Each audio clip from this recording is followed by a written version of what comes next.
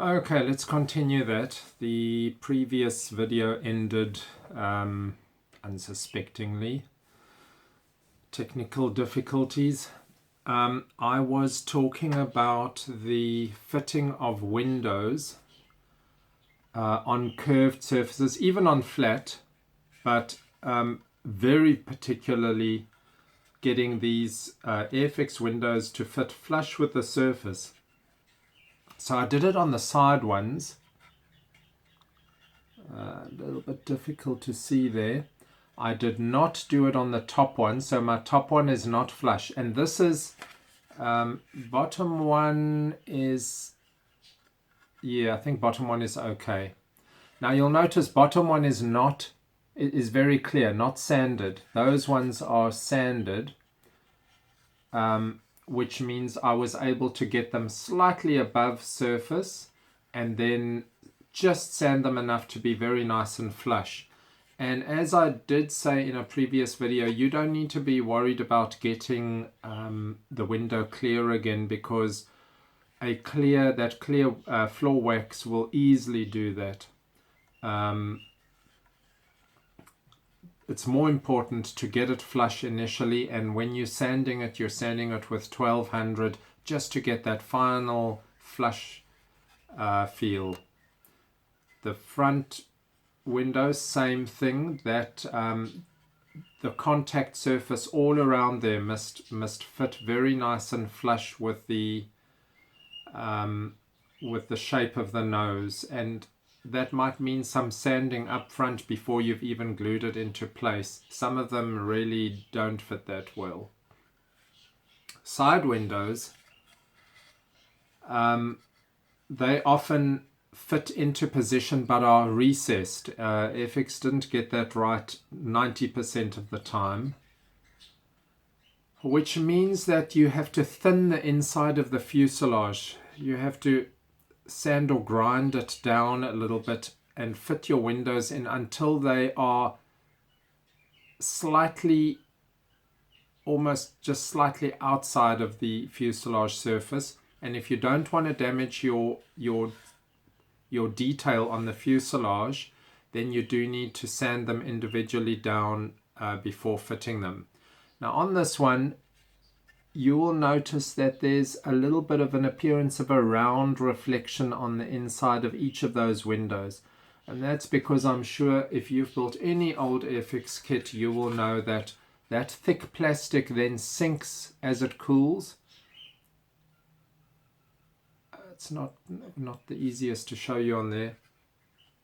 And one of the ways to deal with that is to sand them a bit thinner, sand the outer surface and the inner surface to get rid of that sink mark on the window so that you get a bit of a clearer window. Does mean, unfortunately, that these kits have a bit more work on windows than anything else. Front windscreen, on this particular one, I did do a little bit of work, but it wasn't a major issue. Got a pretty nice joint there.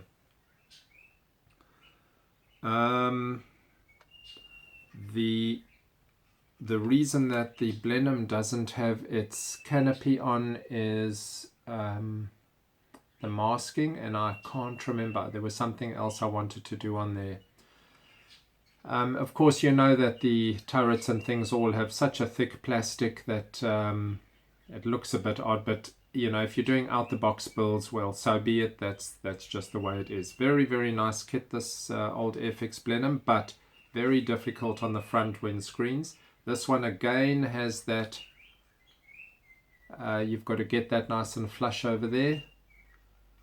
I did do, that's another one where I did do interior with the pilots there, and I've got the guy sitting at his, that's not coming through. There's his little table with, have I got a map on there? Yes, I've got a little map on there. Now, the surface detail on the wing. So with these Airfix kits, a lot of people have a lot of problem with the raised Airfix detail.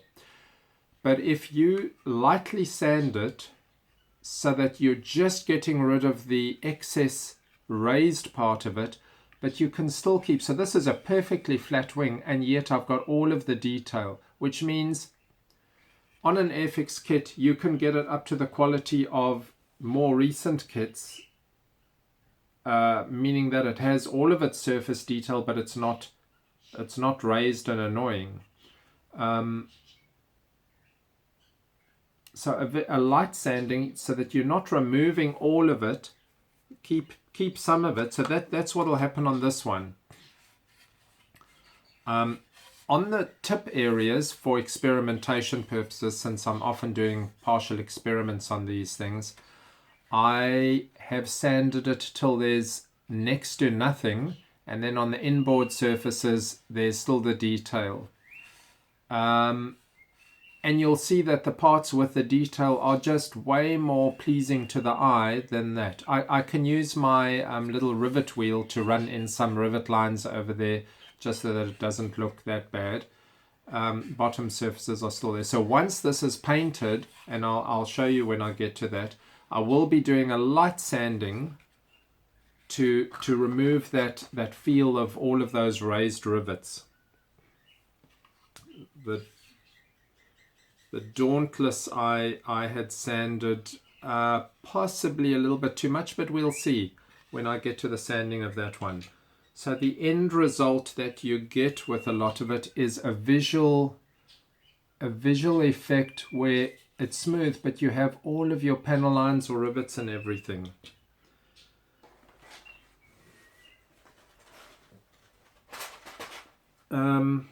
This is another absolute little beauty,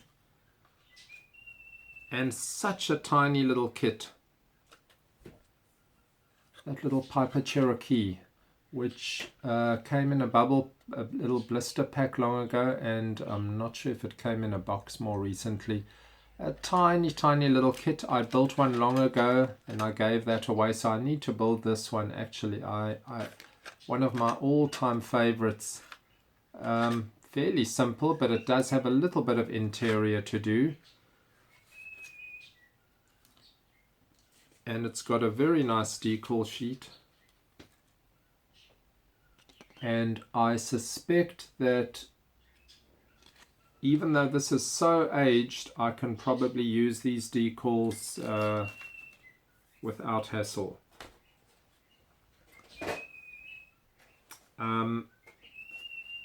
The Chipmunk, another beautiful little plane. Very nice little color schemes. So I have got some that are opened. I'm not going to open this one. So if you're building a Chipmunk, we will tackle that one as well. This is one of my favorites from long ago as well. In fact, I like it even more than the Sea King. Not simple, but not complicated either. A little bit of a hassle with the undercarriage. Very simple interior. The window, that's a little bit of a problem. In fact, it's quite a problem. So I've got a number of these that are progressing. Straight interior. You're not going to see that. I should get a little bit of better lighting to show these things.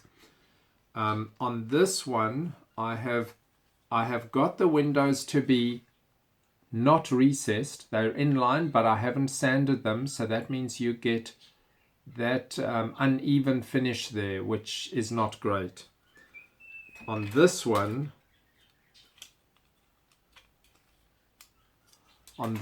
I did get them very nice and flush, very nicely sanded, but there was a warped upper section here, and I tried with hot water to fix it, and 95% of the time I'm good with hot water de-warping.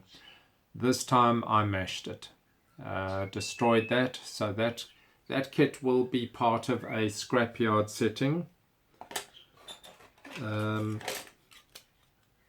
Got another one in the lighter plastic, which I haven't done any of the windows on yet.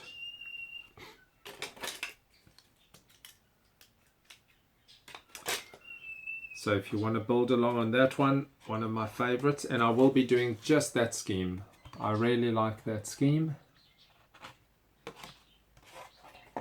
Okay, so as I said, I also already have the tiger moths planned. They're one of the soonest ones. Now I've got so many Airfix that I'll be pulling out 5 to 10 different ones each time. But I think that's a good load for the discussion this time. I've got some of the bigger stuff as well, Halifax and related type bombers, and a number of the small kits, obviously. I've got this one as well.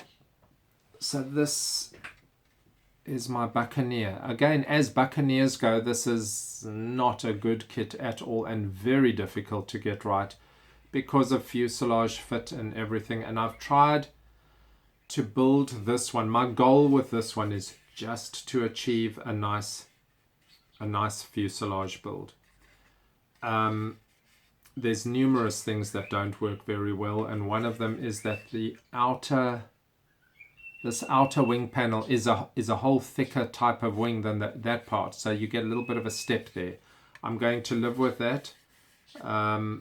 I've glued the wings in position so they won't be folding. I have done the nose, so the point at which I'm busy with this at the moment is getting that sanding done, and I think I'm mostly there. I think I'm just about done with the sanding, and then I need to spray that fuselage. So I need to mask certain areas and get that right. Another favorite.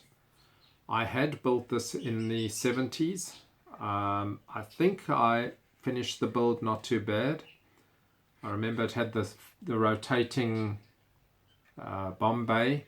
I think I'm doing this one also with rotating, so it'll be fairly interesting. This one's got those sink marks underneath there, which I did fill. It's got minimal surface detail. There's next to nothing. So another interesting one. Okay, add in the comments if there's specific Airfix kits you'd like me to just give a brief overview of, or so at stages I'll be doing bits and building on some Airfix kits in between the motorbike builds, because the motorbike builds are like about the same as building many of these small Airfix kits, and I like to just do a quick build every now and again and finish something faster. Okay, hope you enjoyed that, and sorry about the splitting into two parts of this video. That wasn't intended. But I think these videos on old Airfix kits are actually going to be very nice to do, because I really enjoy them. You don't need to take them too seriously because they are older kits, and yet you can focus on just getting a nice out-the-box build. There are times when I do quite a bit more on them, but in general, just building them out the box just for a very nice display piece on the shelf. Okay, happy modeling. Cheers.